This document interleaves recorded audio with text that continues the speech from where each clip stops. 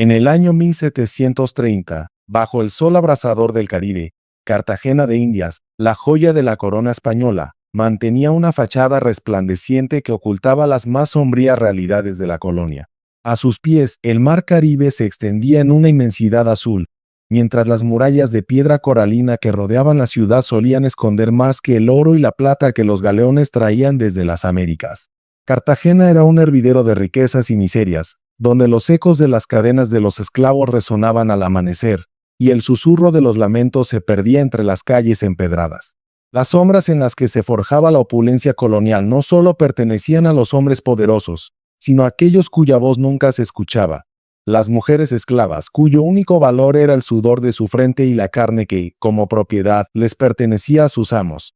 Pero, dentro de esa oscuridad, también se cocinaban secretos, conspiraciones y una resistencia tan antigua como las tradiciones africanas mismas. Don Rodrigo Mendoza y Salcedo era uno de los hombres más influyentes de Cartagena. Propietario de varias haciendas, su riqueza se forjaba a base del tráfico de esclavos.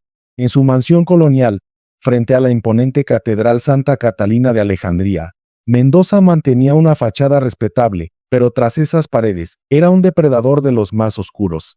Su figura robusta, su barba cuidadosamente recortada, y su mirada fría como el acero español, escondían una verdad aterradora. Mendoza no solo explotaba a los hombres y mujeres que le pertenecían, sino que también los cazaba una a una para satisfacer sus más pervertidos deseos. Las víctimas no tenían rostro, no tenían voz. Eran sombras entre sombras, cuerpos sometidos, pero el deseo de Mendoza no tenía límite. Con cada noche que caía sobre la ciudad amurallada, se desataba un ciclo de terror. Siempre el mismo patrón, su mirada calculadora, su acecho implacable, su violencia brutal. La primera víctima conocida fue Isabel, una joven traída desde Angola, cuya dignidad africana y resistencia silenciosa lo atrajeron de inmediato. Isabel trabajaba para la señora de una familia española respetable y su belleza y agilidad no pasaron desapercibidas. Pero Mendoza la vio en el mercado de esclavos y la observó durante días. Sabía que ella era su próxima presa. El conocimiento de la ciudad era su ventaja. Los callejones estrechos, las rutas solitarias por donde las mujeres esclavas caminaban en la oscuridad, eran su dominio. Una noche, después de que Isabel saliera de la casa de su ama para ir al mercado, Mendoza la siguió. La atrapó en un rincón solitario de la ciudad, donde los gritos de su víctima fueron ahogados por la murmurante brisa del Caribe. Isabel, como todas las demás, era un objeto, pero su resistencia fue tan feroz que incluso Mendoza sintió por un momento que había encontrado un desafío a su poder absoluto. Pero, tras el silencio mortal que siguió a su brutalidad, lo que hizo con su cuerpo fue aún más macabro. Lo mutiló, lo desfiguró, dejando un mensaje para todas las demás, un recordatorio sangriento de lo que sucedía con las mujeres que osaban desafiar a su amo. La mañana siguiente, su cadáver fue hallado detrás de la iglesia de San Pedro Claver, justo en el centro de la ciudad, una burla macabra a las autoridades coloniales y a la justicia que nunca llegó. Pero lo que Mendoza no sabía era que en la sombra, en los rincones más oscuros de Cartagena, el murmullo de las mujeres esclavas comenzó a tomar forma. Esperanza, una mujer libre de ascendencia africana, que trabajaba como curandera en el barrio de Getsemaní, fue la primera en escuchar los rumores. En su pequeño refugio, donde las mujeres se reunían en secreto para compartir historias, aliviar dolores y sanar cuerpos maltratados, Esperanza había comenzado a juntar las piezas. Los testimonios de las mujeres que se atrevían a hablar, las cicatrices de los cuerpos y las almas rotas, todo comenzaba a tomar forma. Las autoridades, siempre más preocupadas por mantener el orden social que por impartir justicia, ignoraron el caso. El informe oficial de la muerte de Isabel no mencionó a Mendoza ni a ningún sospechoso. La respuesta fue simple: mujer esclava, perdida por causas criminales no identificadas. Mendoza se mantenía intocable, protegido por su riqueza y el poder que mantenía sobre la ciudad. Pero, mientras él se entregaba al lujo y la indulgencia, las mujeres de Cartagena, entre ellas Esperanza, comenzaron a organizarse en silencio. Cada semana que pasaba, más víctimas se añadían al conteo sin nombre. Mujeres que caminaban por las calles solitarias de la ciudad al anochecer, siempre un paso detrás del acechador. Mendoza nunca se detuvo, y cada crimen solo fortaleció la red secreta de resistencia que se tejía en la oscuridad. Esperanza sabía que la venganza solo podría llegar cuando el terror llegara a su fin. Las mujeres de Cartagena y aquellos que conocían el sufrimiento que Mendoza había causado, comenzaban a comprender que la justicia no vendría de los colonizadores ni de las autoridades corruptas. La justicia debía ser ejecutada por manos que entendieran el dolor, por aquellos que habían sido oprimidos. Pero, mientras la red clandestina tomaba forma, Mendoza continuaba cazando. Cada golpe que propinaba, cada vida que destruía, era una marca en su camino hacia la inevitable caída. Él había jugado su última carta, y el reloj que marcaba su final comenzaba a sonar lento pero seguro. Las calles de Cartagena seguían llenas de vida, pero por debajo de la superficie, la tensión crecía. Mientras las autoridades coloniales se mantenían ciegas ante el terror que se cernía sobre la ciudad, el miedo se había convertido en un lenguaje común entre las mujeres esclavas. Nadie estaba a salvo. Las sombras, ahora más profundas, ocultaban no solo a los asesinos, sino a aquellos que se preparaban para luchar contra ellos. En los patios interiores, donde el sol nunca tocaba, la resistencia empezaba a tomar forma, una red secreta que iba creciendo de forma silenciosa pero firme. Esperanza había tomado la decisión de que no bastaba con documentar los crímenes de Mendoza. Era hora de organizar la lucha, de devolverle a la ciudad algo de la dignidad que Mendoza había arrancado a tantas mujeres. En su pequeño refugio de Getsemaní, las mujeres comenzaban a llegar en mayor número. Un susurro había comenzado a extenderse por las calles, conectando a aquellas que en su desesperación buscaban no solo respuestas sino acción.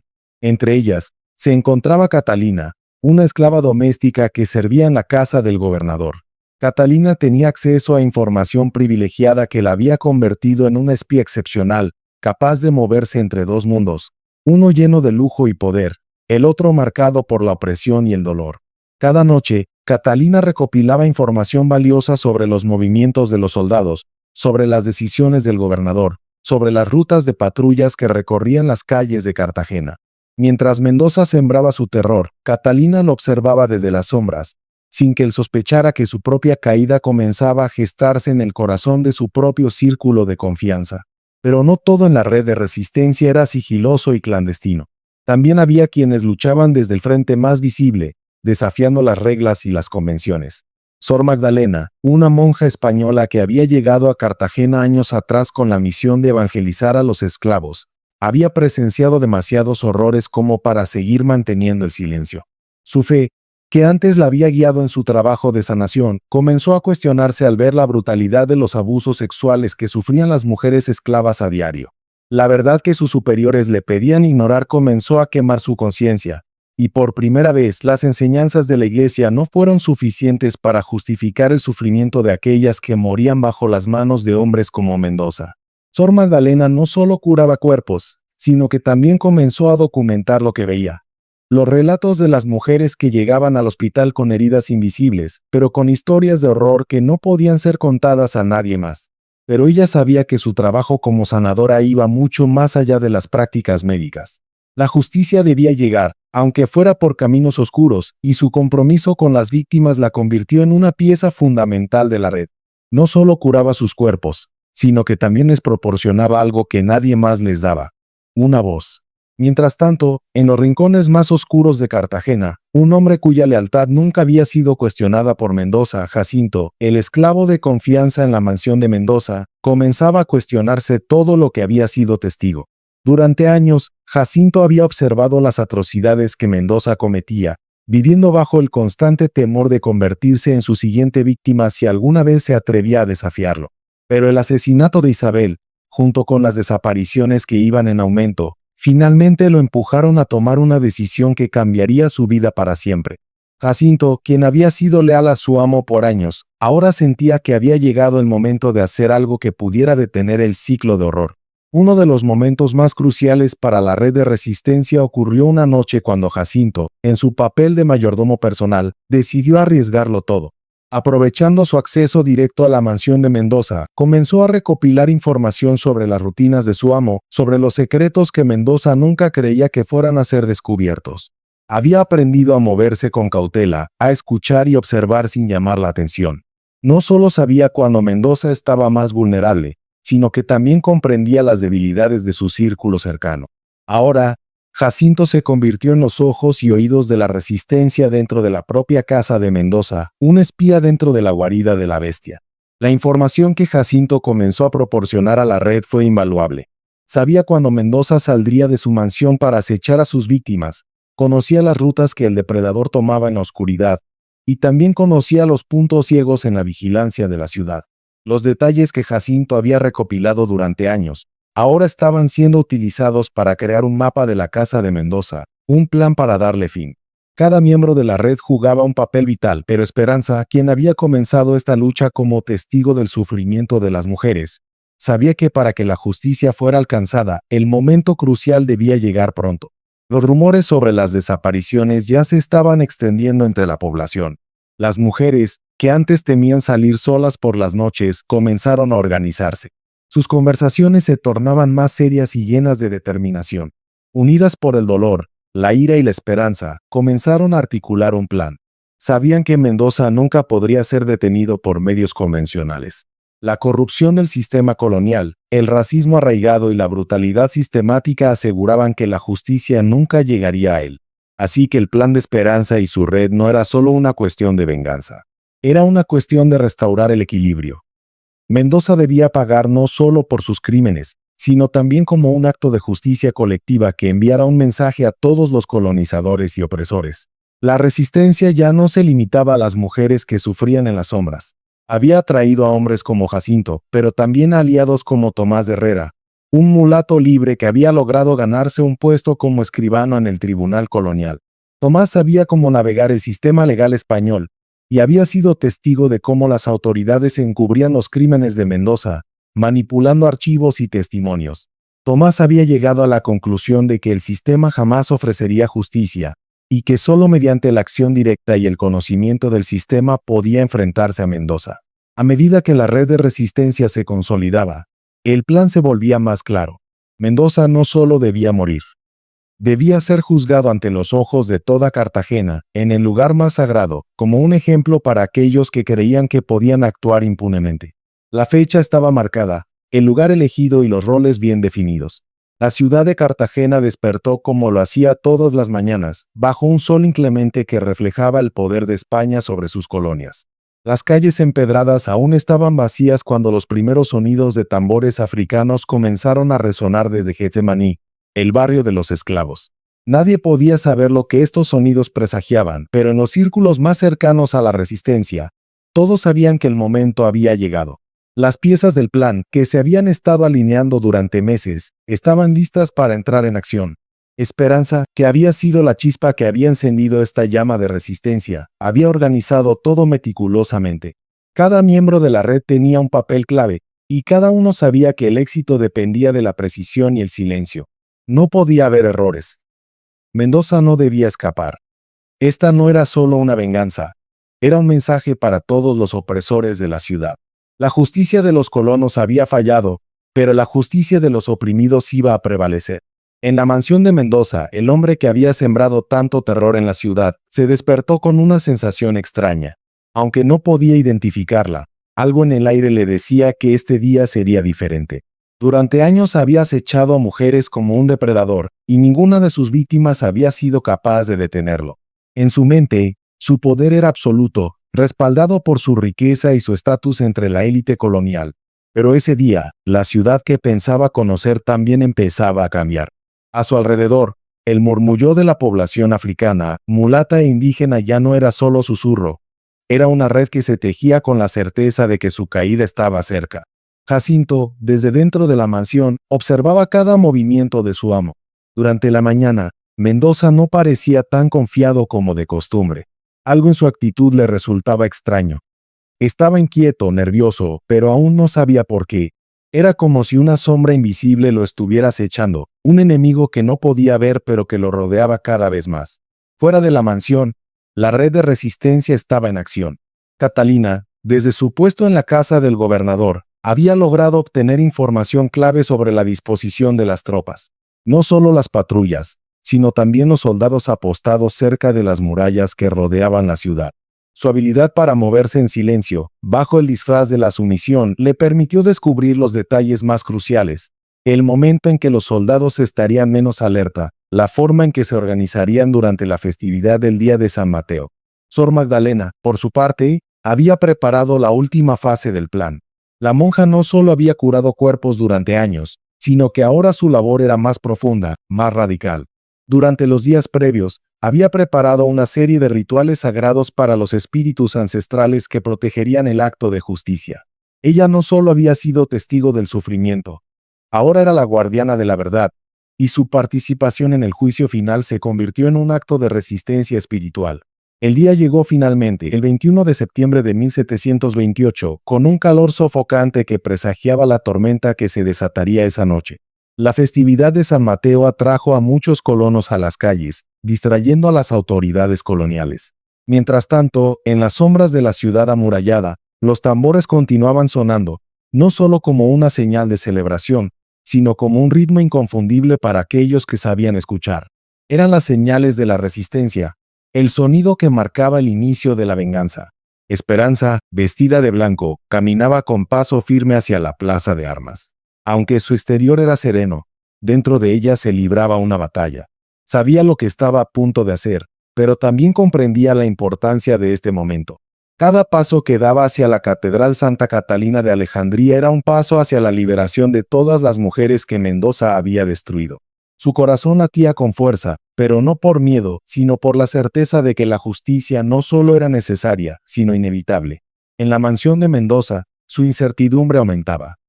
A lo lejos, vio a Esperanza cruzando la plaza, su figura recortada contra el brillante sol del Caribe. Mendoza, como siempre, no podía resistir la tentación. Era una mujer sola en una noche festiva. Ella era su presa perfecta. El cazador había sido llamado, y como siempre, estaba listo para acechar. Pero cuando Mendoza salió de su mansión, sin saber que su destino ya estaba sellado, el silencio de la ciudad fue roto por el sonido de los pasos de Esperanza, llevándolo directo a la trampa que le había sido tendida. Ella lo guió, manteniendo la distancia justa, lo suficiente para que la siguiera, pero nunca lo suficientemente cerca como para que sospechara que estaba siendo conducido hacia su perdición. Al llegar al callejón detrás de la catedral, Mendoza se detuvo. El aire parecía volverse denso, y por un momento, pensó que algo no estaba bien. Pero ya era demasiado tarde. En ese momento, como espíritus vengadores, 18 hombres y mujeres emergieron de las sombras. Kwame, Jacinto, Tomás, Sor Magdalena y 14 más, todos con un propósito claro: hacer justicia. Don Rodrigo Mendoza, atónito y sin palabras, se encontró rodeado. Kwame, en su rol de líder espiritual de la resistencia, se adelantó, su voz grave y solemne marcando el principio de la sentencia. Don Rodrigo Mendoza y Salcedo, ha sido juzgado por los ancestros y encontrado culpable de crímenes contra la humanidad. Tu castigo será ejecutado según las leyes más antiguas que las de España. El rostro de Mendoza se transformó, su arrogancia habitual desapareciendo, reemplazada por un terror palpable. Por primera vez en su vida, se encontraba sin poder, atrapado en un juego en el que ya no podía manipular las reglas. El cazador había sido cazado. El aire en el callejón detrás de la Catedral Santa Catalina de Alejandría estaba cargado de una electricidad palpable, como si el propio destino estuviera suspendido en ese preciso instante. Mendoza, inmovilizado por el miedo y la confusión, comenzó a comprender que no había escape. La figura de Kwame, el líder espiritual de la resistencia, se erguía ante él, su rostro impasible y su mirada fija, como si viera más allá del hombre que Mendoza había sido. Era la mirada de alguien que había presenciado la muerte y que entendía, mejor que nadie, el precio de la justicia. Kwame comenzó a hablar en un tono solemne, una voz grave que parecía resonar no solo en el aire, sino en las mismas entrañas de la tierra. Don Rodrigo Mendoza, has violado las leyes más sagradas que rigen el equilibrio del mundo. Has derramado la sangre inocente de tantas, y ahora, los ancestros han decidido que ha llegado el momento de pagar por tus crímenes. Mendoza trató de dar un paso atrás, pero los 18 hombres y mujeres que lo rodeaban avanzaron con determinación. No había manera de escapar. Ya no estaba en Cartagena, ni en su mansión de piedra coralina. Ahora, estaba en el terreno sagrado de aquellos a quienes había destruido, rodeado por las fuerzas del juicio ancestral, que no conocían clemencia ni piedad. Jacinto, quien había estado observando a Mendoza desde la distancia, dio un paso adelante. Su rostro, tan familiar para el asesino, mostraba una mezcla de furia contenida y resolución. Durante años, Jacinto había sido su sombra, su sirviente, su cómplice involuntario. Pero ahora, Estaba de pie frente a él, dispuesto a enfrentar la tiranía de su amo.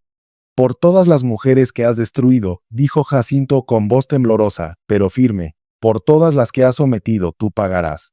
Tomás, el mulato libre que había ayudado a desvelar los crímenes de Mendoza, avanzó también.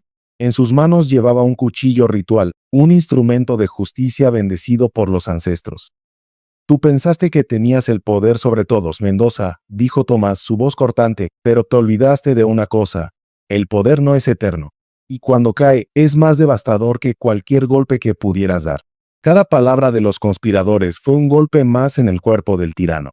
Mendoza, con su pecho lleno de terror y su alma desbordada por la desesperación, intentó gritar, pero sus fuerzas ya no le respondían. Sabía que este era el fin, pero el horror de lo que se avecinaba aún no había terminado de calar en su mente. El juicio de Mendoza no era un juicio ordinario. No era una ejecución legal bajo las leyes coloniales. Era algo mucho más antiguo, más primordial. Kwame dirigió la ceremonia, cantando palabras ancestrales que invocaban a los espíritus de las víctimas y al poder cósmico que restauraría el equilibrio. La primera fase del ritual fue la confrontación testimonial. Cada uno de los hombres y mujeres presentes dio un paso adelante y uno a uno pronunció el nombre de una víctima. Por María Joaquina de Angola, dijo Jacinto, su voz firme y llena de rabia. Por Carmen la malagueña, pronunció Tomás, su mano apretando el mango de su cuchillo. Cada nombre, cada golpe, era una oración por las mujeres caídas, una demanda de justicia. Mendoza, quien había sido el cazador, ahora se veía atrapado en la trampa que sus propias manos habían construido. La segunda fase del ritual fue la confrontación psicológica. Durante una hora, los miembros de la resistencia le recitaron a Mendoza cada uno de sus crímenes. No solo las violaciones y los asesinatos, sino las torturas, las humillaciones y las vidas destruidas. El horror de todo lo que había hecho fue desnudado ante él, no solo en palabras, sino en el dolor tangible que sus víctimas le causaban incluso en su último momento. Esperanza, quien había sido la primera en documentar estos crímenes, avanzó con una calma fría. Creíste que tu dinero y tu piel blanca te harían invencible, le susurró, con una mirada que penetraba hasta lo más profundo de su ser. Pero ni el oro de las Indias puede lavar la sangre inocente que has derramado. Cada palabra de esperanza era un golpe más, una condena que lo sumergía en la oscuridad de su propia culpa. Mendoza comenzó a temblar, el peso de su vida de crueldades aplastándolo finalmente. No podía escapar del juicio, ni del castigo que le aguardaba. La tercera fase del ritual fue la ejecución física, una fase que no estaba gobernada por la piedad, sino por la justicia ancestral. Usando cuchillos africanos, machetes indígenas y herramientas rituales bendecidas, la resistencia comenzó a infligirle a Mendoza el mismo sufrimiento que le había causado a sus víctimas. Cada corte que le hacían correspondía a un crimen específico. No era un acto de tortura sin sentido, sino una retribución justa y exacta, donde cada herida representaba una vida destruida. La justicia no era ciega, era precisa, y Mendoza experimentó cada uno de los daños que había infligido durante tantos años.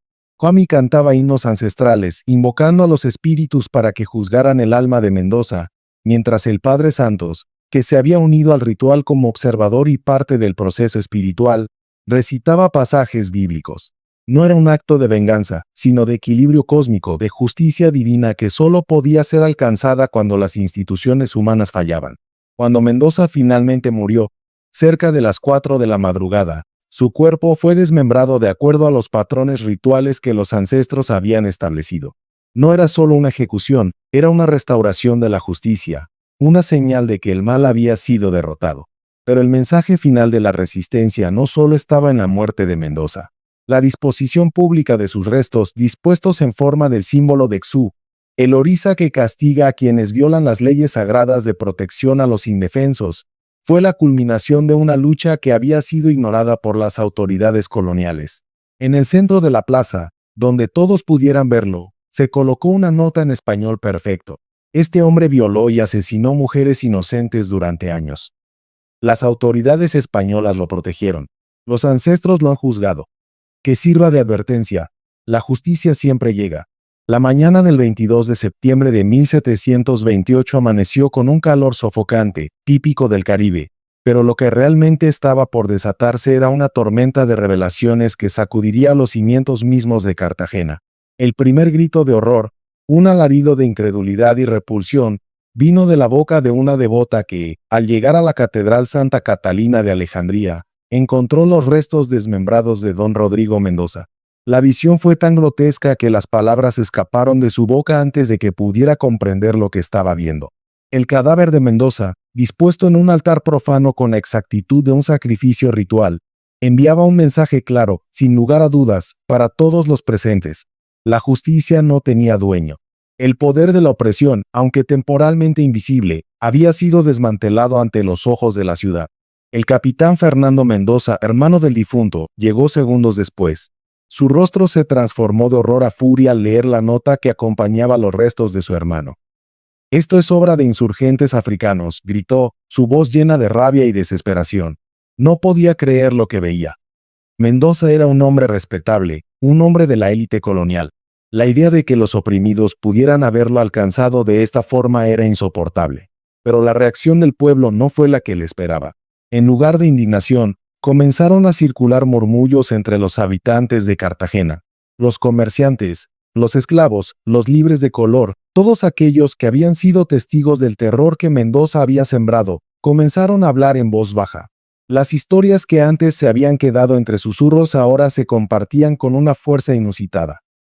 «La justicia llega cuando menos espera», murmuraban, reconociendo la victoria de la resistencia, aunque fuera en las sombras. La noticia de la ejecución de Mendoza, un hombre intocable hasta entonces, se esparció rápidamente. Los rumores se entrelazaban con hechos reales, y lo que al principio parecía un acto aislado de justicia popular se convirtió en la chispa que encendió una nueva conciencia entre los oprimidos. En los mercados, las plazas y las callejuelas, la gente comenzó a preguntar, a cuestionar, a desafiar el statu quo colonial. La élite de Cartagena convocó una reunión de emergencia, temerosa de que el acto de justicia desatara una rebelión generalizada. Los hombres más poderosos de la ciudad se reunieron, tratando de encontrar una respuesta.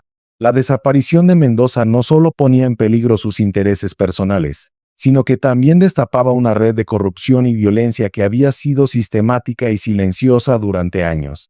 En ese salón cerrado, se debatió sobre la reacción a seguir. Algunos sugirieron culpar a los insurgentes africanos, otros hablaron de reforzar la seguridad, pero ninguno de ellos podía ocultar el miedo que comenzaba a recorrer sus venas. El equilibrio de poder había sido alterado.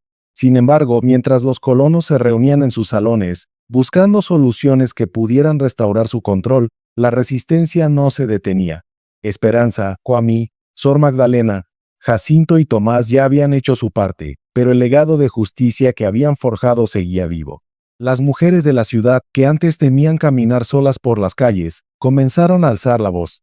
La red clandestina que se había formado bajo la supervisión de Esperanza ahora estaba más unida que nunca. Ya no se trataba solo de venganza. Se trataba de reclamar un derecho que les había sido arrebatado por generaciones, la justicia. En los días que siguieron, un hombre nuevo comenzó a emerger en Cartagena, un hombre que entendía que la opresión solo es posible cuando se silencia la verdad. Tomás de Herrera, quien había trabajado como escribano en el Tribunal Colonial, aprovechó su acceso al sistema legal para desvelar las pruebas que los colonos habían intentado ocultar.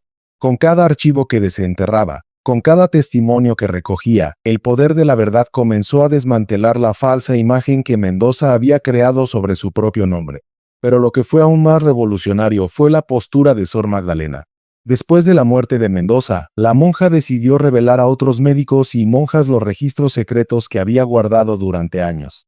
Las víctimas de Mendoza, las mujeres esclavas, habían sido ignoradas por las autoridades, pero no por Sor Magdalena. Ella comenzó a mostrar sus archivos, a contar sus historias, a destapar el horror del sistema colonial. Para ella, la justicia ya no era solo un acto de sanación, sino un acto de resistencia contra el silencio impuesto por la Iglesia y el poder colonial.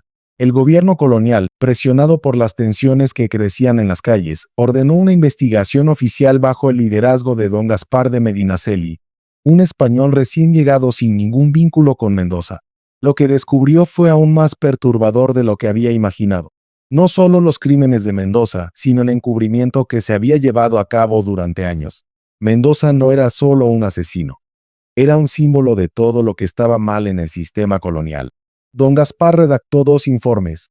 Un oficial, que culpaba a los insurgentes africanos, y otro secreto, que documentaba los crímenes de Mendoza, concluyendo que su muerte había sido un acto de justicia popular. Este informe secreto fue enviado a Sevilla, donde, como muchos otros, fue archivado y olvidado durante 3 siglos. Mientras tanto, la ciudad de Cartagena comenzaba a cambiar. La resistencia no solo había logrado vengar a las víctimas de Mendoza, sino que había sembrado las semillas de una nueva conciencia. Las mujeres esclavas, antes silenciadas, ahora compartían sus historias. Los hombres libres, que antes callaban, ahora cuestionaban el poder que habían aceptado sin saberlo. La lucha de las mujeres, liderada por Esperanza, Kwame y los demás, había abierto un camino para que la justicia, aunque tardía, prevaleciera. Los días pasaron y la red de resistencia se disolvió, pero su legado perduró. La memoria de los actos de Mendoza, su juicio y su ejecución, nunca fueron olvidados por las comunidades afrodescendientes. En las generaciones venideras, la historia de lo que sucedió en Cartagena en septiembre de 1728 se convirtió en una leyenda, un símbolo de que la justicia, aunque silenciosa, siempre encuentra su camino. Años después, Esperanza continuó su trabajo como partera, pero también como guardiana de una memoria que las autoridades coloniales habían querido borrar. Kwame regresó a su rol de esclavo doméstico, pero las tradiciones de justicia ancestral que había revivido se extendieron por todo el Caribe hasta los rincones más oscuros de la colonia. Sor Magdalena siguió atendiendo a los más vulnerables, pero ahora sabía que la complicidad en la injusticia era un pecado mucho mayor que el silencio. Jacinto permaneció en la casa que había sido de su amo, pero cada noche, mientras la ciudad de Cartagena dormía, se encontraba frente al espejo, recordando la mirada de terror en los ojos de quien había sido su verdugo. La justicia no solo se había hecho para él, sino para todos los que habían sufrido en silencio.